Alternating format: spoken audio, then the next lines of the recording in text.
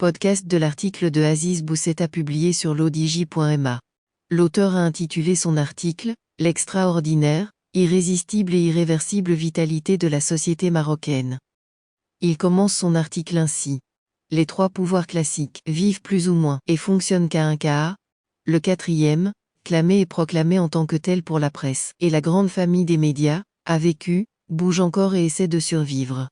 Et nous assistons à un autre pouvoir, à double détente, une révolution technologique doublée ou aggravée pour les autres pouvoirs chancelants, d'une relève démographique faite de gens jeunes intransigeants.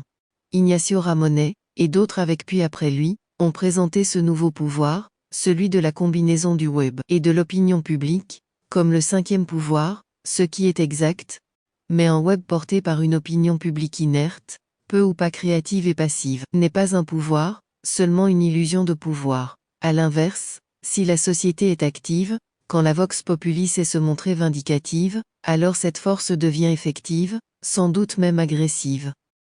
L'auteur poursuit son article ainsi.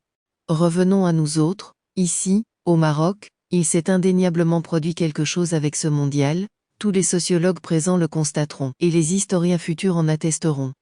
Plus que cette explosion de joie collective qui aura duré, quand même, 3 semaines, plus que ces millions de personnes de toutes les tendances, et de tous les courants qui sont sortis dans les rues, et plus même que cette image aussi inédite que puissante du chef de l'État, roi et commandeur des croyants, en tenue rouge et verte dans les artères de la capitale, ce sont ces valeurs portées par tous qui auront frappé et durablement marqué les esprits. Tout cela ne peut s'éteindre. Incontestablement, le Maroc d'avant le mondial n'est plus le même que celui d'après, que celui d'aujourd'hui et de demain. Le monde a appris qu'il existe un pays qui s'appelle le Maroc, et qui est particulier, et les Marocains ont compris qu'ils existent, désormais, en tant qu'entité qui compte. En face, le vide politique, le politique qui continue d'agir comme avant, et de ne pas réagir, comme toujours. En l'espace de 2 semaines, 2 événements se sont produits, qui montrent qu'un changement s'installe. L'affaire des billets du mondial, Fouzi Lekjaa n'a encore que quelques jours avant d'annoncer ces mesures, et celle de l'examen d'accès à la profession d'avocat. Les deux ont extraordinairement mobilisé. Sur les réseaux sociaux, et les médias ont relayé, et relaient toujours, les rebondissements. Et n'oublions pas les prémices de cette mutation, incarnée voici quelques années par le fameux boycott, et encore plus loin par l'affaire Galvan. La NIA et autres valeurs ont percé ces dernières années, à bas bruit, et aujourd'hui elles se tiennent et se maintiennent haut et fort. Oh, il est certes plus facile d'exiger que de décider ou de diriger, mais quand on paie des impôts, et le fisc s'est arrangé pour qu'ils soient payés, plus et par plus de monde, et quand on vote, on est en droit d'exiger. Et c'est aussi utile, et salvateur qu'irréversible. L'auteur précise ainsi. Il existe une autre particularité dans ce pays, le concept de la révolution du roi et du peuple. Entre ces deux entités, il existe les pouvoirs, les 3 pouvoirs classiques qui, eux, demeurent plongés dans leur habituelle léthargie.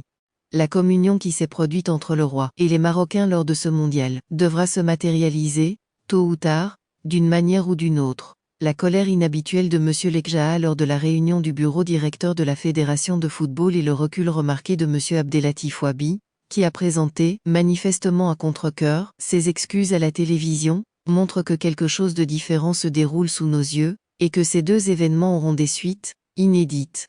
Tout cela pourrait se révéler finalement comme un simple vœu pieux, ou se réduire à un rêve qui sera interrompu, brutalement, par l'irruption du quotidien, ses contraintes et ses angoisses. Mais cela serait dangereux car la déception qui en sortirait, la désillusion qui en résulterait, pourront déclencher un mouvement de colère et une vague de défiance, dommageable pour l'avenir proche et lointain de ce pays, qui n'est pas encore sorti, ne l'oublions pas, d'une crise sanitaire longue, et qui entre dans une phase de turbulence économique aussi longue.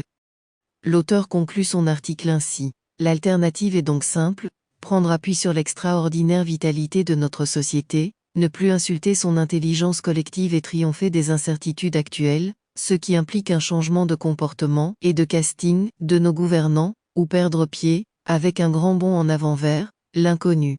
C'est aussi simple que cela. Rédigé par Aziz Bousseta, élu par l'intelligence artificielle de l'odj Media.